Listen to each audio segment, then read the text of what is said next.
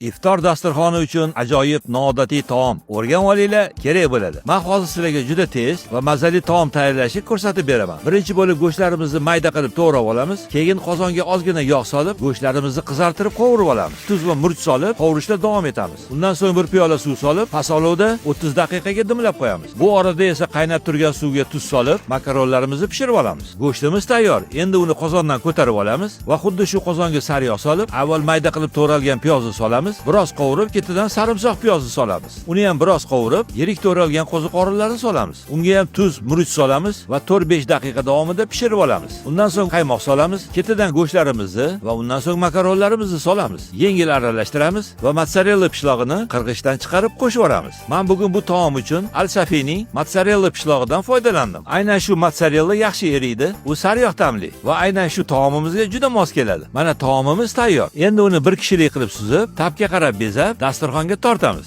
Sizlar ham iftorlik dasturxoni uchun yaqinlaringizga albatta tayyorlab beringlar. Hammaga yoqimli ishtaha.